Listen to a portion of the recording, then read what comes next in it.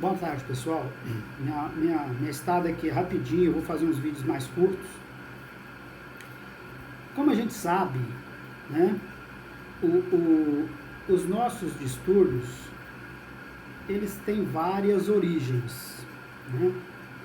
Então é preciso, para quem busca o equilíbrio, a cura, se auto-observar e perceber-se onde pode estar a origem do nosso distúrbio,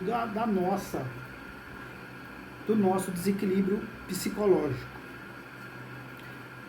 Estou falando no caso da síndrome do pânico, que é o nosso caso específico. Por exemplo, eu vou falar hoje das dependências afetivas relacionadas à síndrome do pânico. Eu falo com certa propriedade, né, com certa convicção, porque todo mundo sabe que eu tive, né, o auge desse distúrbio há uns 11 anos atrás, e a partir daí eu tenho buscado algumas alternativas, estudado, lido, ouvido, né, e tenho tirado as minhas conclusões.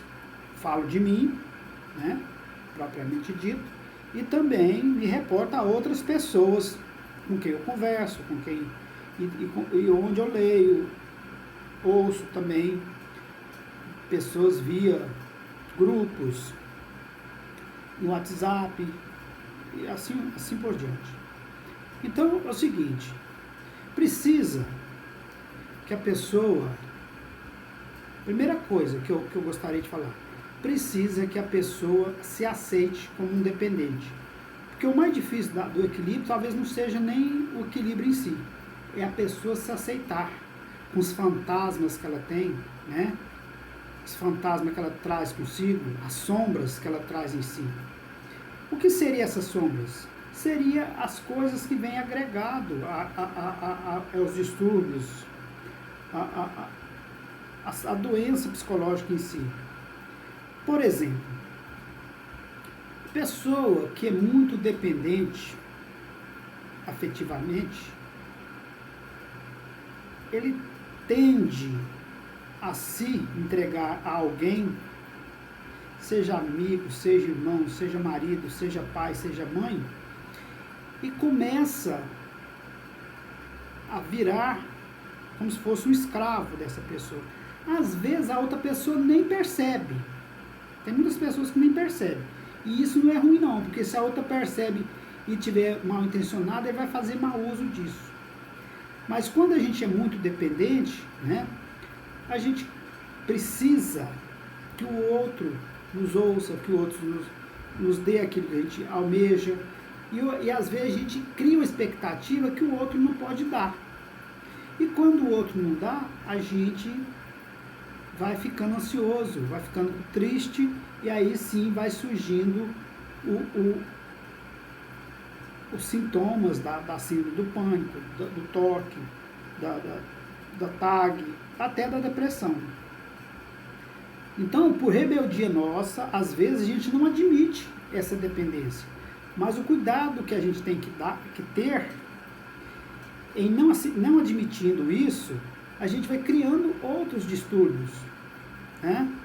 Além da dependência emocional, a gente vai ficando com a baixa autoestima, porque a gente acha que o outro não gosta, que o outro não está observando, né? A gente se acha feio, a gente se acha a pior pessoa do mundo, né? Quando a gente fala de nós mesmos, a gente fala em tom pejorativo, nos depreciando. Ainda assim, a gente pode criar um outro distúrbio que chama coitadismo, né? A gente tem autopiedade de nós mesmos, né? A tal de autopiedade.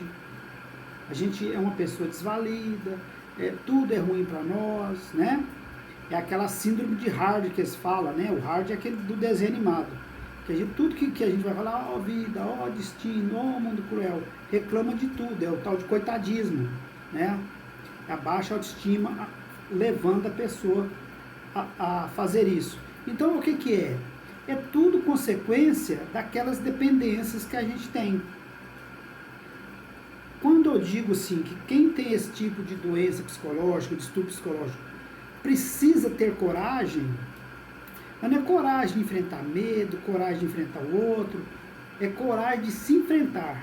Que a primeira coragem que a gente tem que ter é ter coragem de enfrentar as nossas deficiências, os nossos medos, os nossos fantasmas, as nossas sombras.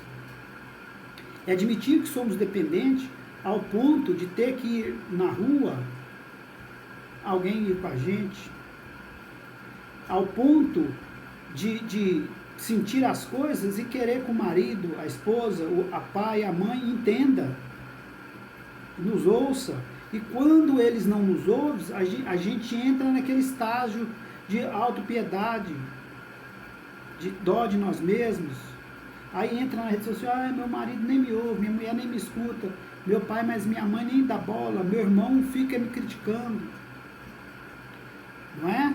Então, o primeiro passo para o equilíbrio é se aceitar como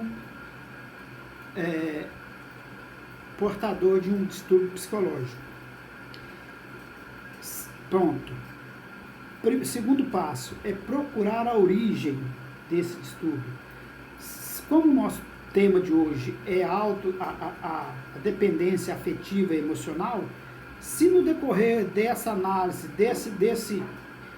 dessa introspecção, dessa viagem interior, a pessoa descobrir que nas relações dela, ela se entrega muito, quer carinho, quer amor, quer atenção, precisa da opinião do outro para tudo, não faz nada sem que o outro dê anuência, né?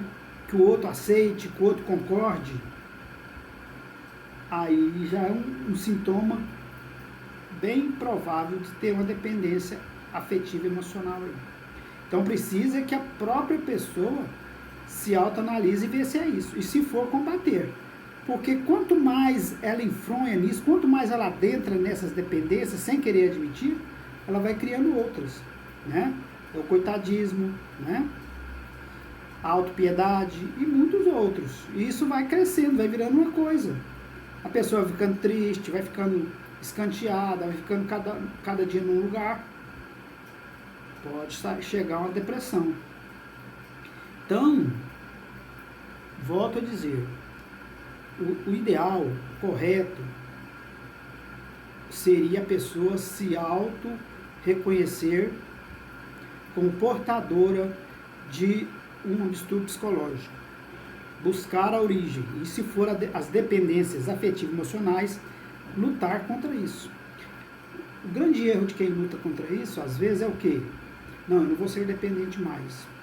Vou ser uma pessoa totalmente diferente. Aí ele muda, mas muda assim.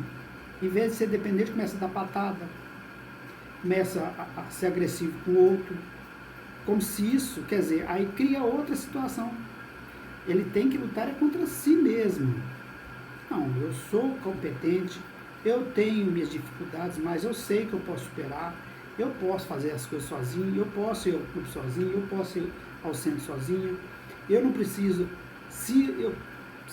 eu preciso da opinião do outro, mas se ele não der também, não vai me atingir, né? Eu vou entender, eu sei fazer minhas coisas, é ter autonomia.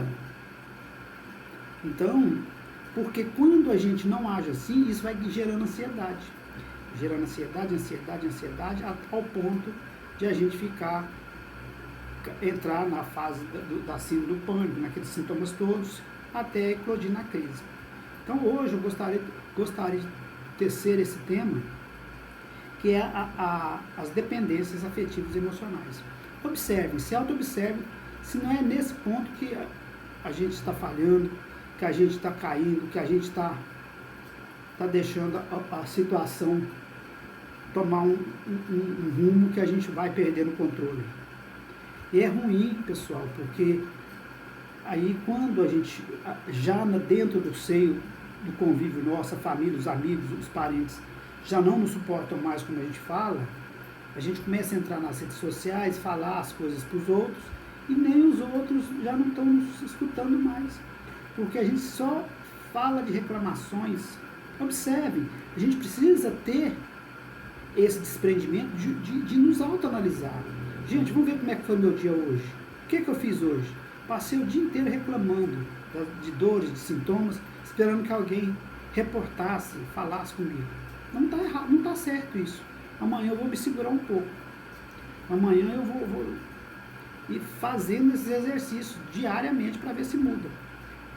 É desse jeito que se equilibra. Então eu acho que quanto às dependências afetivas e emocionais, eu dei um toque.